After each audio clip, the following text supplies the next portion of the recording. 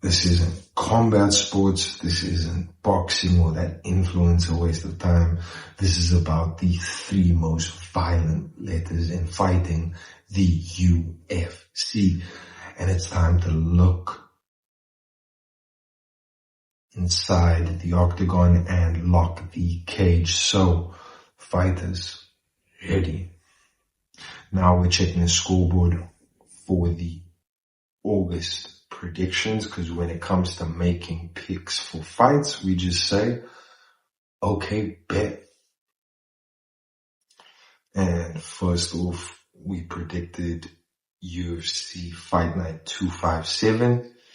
And in the co-main event, it was Brian Ortega versus Aljamain Sterling. We predicted Aljamain to win within 2. And this was supposed to be a 145-pound fight. But T-City Ortega had real weight cutting struggles, and they last minute changed the fight to a catch weight of 153 pounds. The result, Sterling won via unanimous decision, and we called the W for Aljo.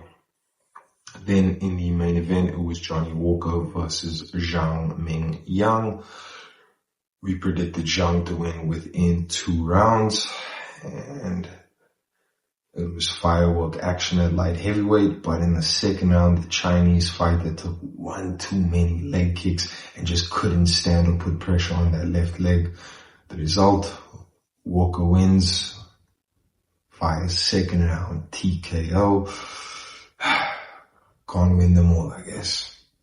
And the pay-per-view of the month that we predicted was UFC 319. And this one was just terrible for our picks, but insane to watch live. First on the card, Tim Elliott versus Kai Asakura. We predicted Kai Asakura to win, and the result was Elliott choked Kai out in round number 2. We weren't even close on this one. Amazing finish though. Next, Jared Cannonier versus Michael Venom Page.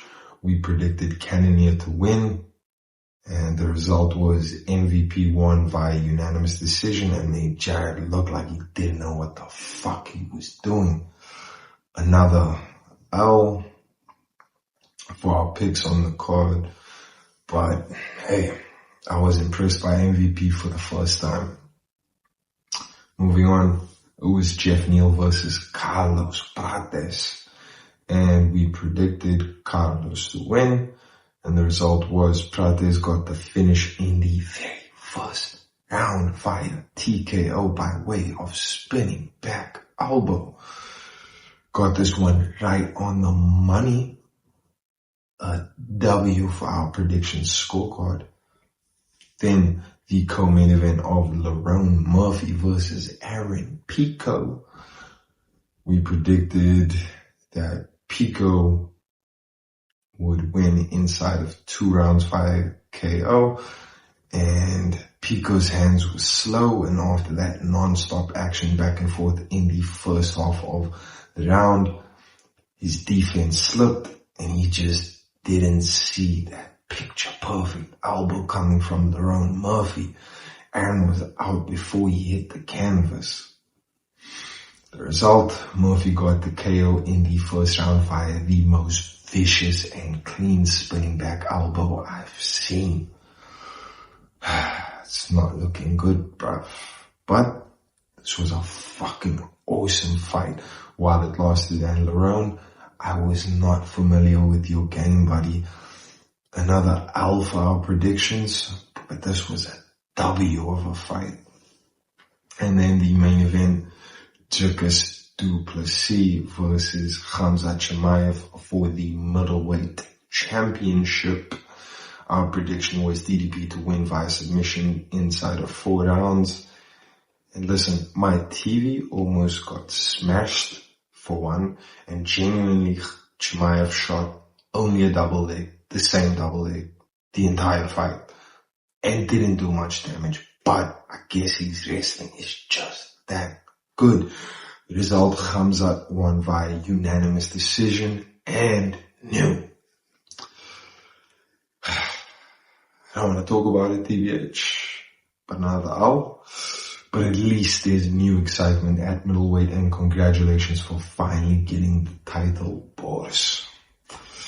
In September, there's no pay-per-view, but plenty of meaningful fight nights. So next month, we'll predict the co-main event and main event of not one, but two of the biggest fight nights to come to make up for the lack of UFC pay-per-view in September.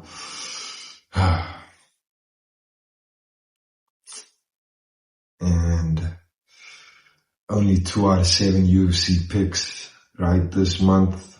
Laugh now, cry later, but hey, when Lerone Murphy spins an elbow like that, I'm not even mad.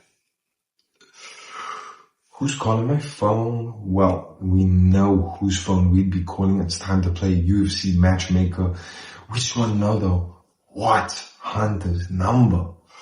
August has been all about big boy problems at heavyweight, and it's the last week of us fixing the mess of the division. If only Mr. Campbell would just pick up his fucking phone. Still, it's part 2 of the overall heavyweight matchmaking plan. Quick reminder for part 1 was the gatekeeper fight and title match. The gatekeeper fight we called for was Derek Lewis versus Tai Tuivasa 2. And then the title match we called for was Tom Aspinall versus Alex Pereira for the undisputed heavyweight championship. So now on to part 2 of the overall plan, where we give you 1 contender fight and 3 fun fights that this overall plan sets up. So the number 1 contender fight, give me Magomed Ankalaev versus Cyril Gane for the number 1 contender spot. And why? It gives Ankalaev a chance to not only chase Alex to heavyweight, but also bring blood into the division that's both fresh and championship level. Plus, it gives Gane a realistic and fair path back to the title instead of this bullshit they're giving us by handing him another shot after just 2 wins since losing his 2nd title opportunity. And the most recent one of these wins not just being a decision, but a split decision. Then the 3 fights this plan sets up is Alex Pereira versus Magomed Ankalaev 2 for the heavyweight title.